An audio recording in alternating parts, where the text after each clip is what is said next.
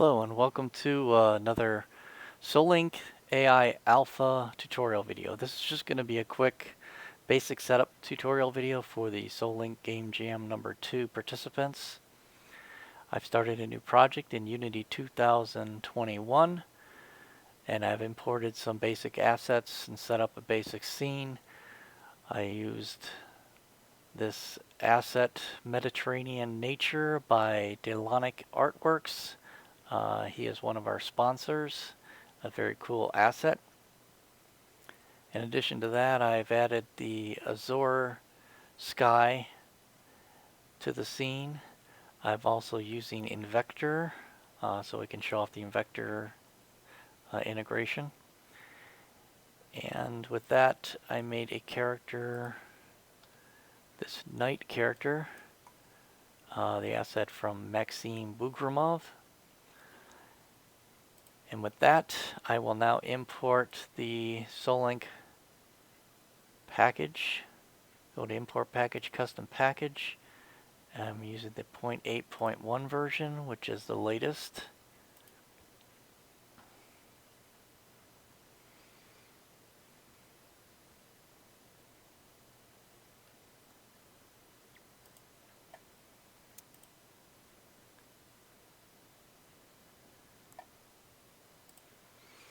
Alright, we now have that imported.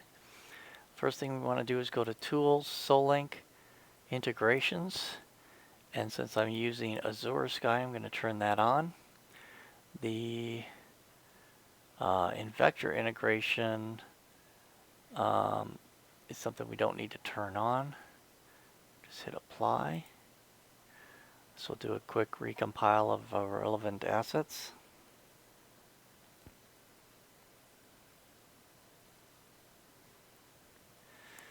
Okay. Alright. So now what I want to do is set up the scene. I'm going to set it up for both SoulLink AI and Spawner, even though we won't do any spawning in this the first part of this video. So we go to SoulLink, Spawner, Setup Scene. That gives us SoulLink Global Component, Spawner. It'll integrate with the Azure Time and Azure Weather. Since we're doing Spawner, we got to also create a database. If we don't, we may have issues later. So I'm going to go to the root folder here and just type Game Jam Demo,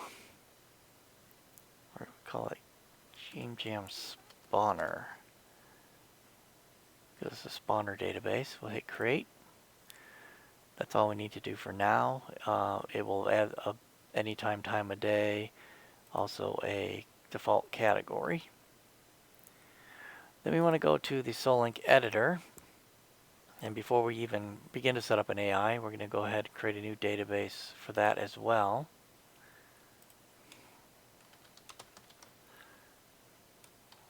Call this one SoulLink Game Jam. Setup scene. This gives us a SoulLink manager, which I'll just move up here. It does assign the SoulLink Game Jam database, but there is, not sure if it's a bug or what, but inside the editor manager, it still points to the old database. So you'll want to go ahead and select that and select the the new database you created. That should now be okay to use. Just going to save. Alright, and just for a simple AI, I'm going to go ahead and plop down the YBot mesh from the Mail Locomotion folder.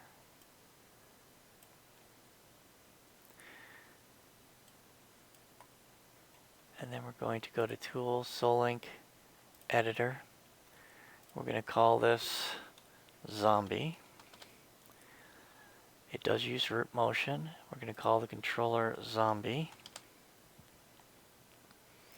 And the template we're going to use is the Zombie template, which is the really basic template with one attack and some idle and movement animations. We're going to tag this as enemy and layer enemy, faction monster, We'll keep everything else the same. We do want it to add the wander task, otherwise it won't do anything once it appears. We'll go ahead and click Setup AI.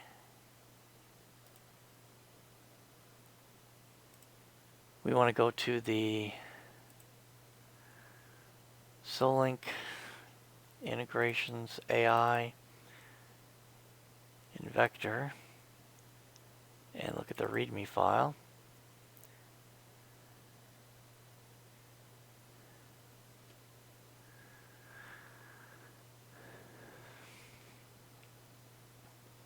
Alright, according to this, we need to attach an vector bridge to the AI, attach the SL and vector player script to the player controller, and set it to player faction. So let's go ahead to the AI first. Let's give this a different name here. But we're going to go ahead and add the vector bridge. Okay. And to the player, we're going to add the SL vector player component.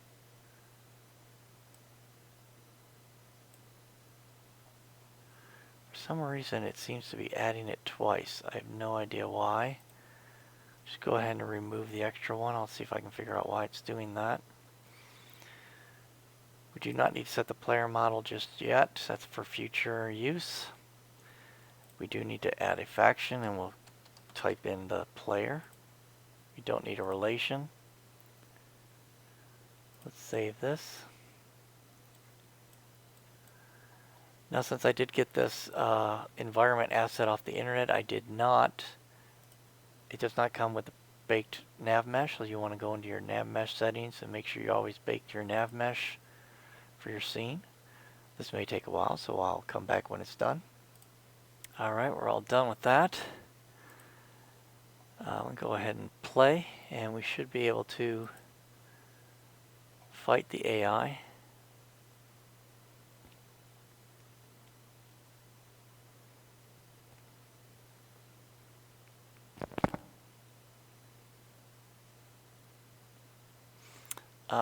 You know, two more things we want to do before we proceed. I did not set the faction relation. Let's go to SoulLink AI for the zombie. Down here under factions, we want to add a faction relation to player and make it hostile, so it will detect the player and want to attack it. The other thing is we want to add the SoulLink UI prefab. This will allow us to see the health of the AI when we're attacking it. Alright, now we should be good to go.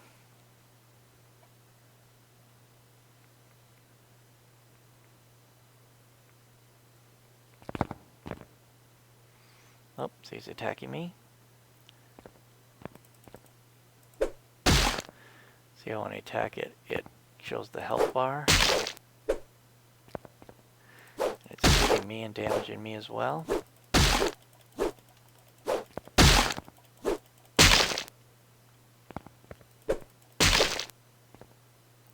And he's dead.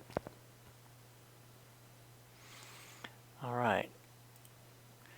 One thing I want to point out that is part of the zombie animations that I've included, but you'll have to do it for your own animations.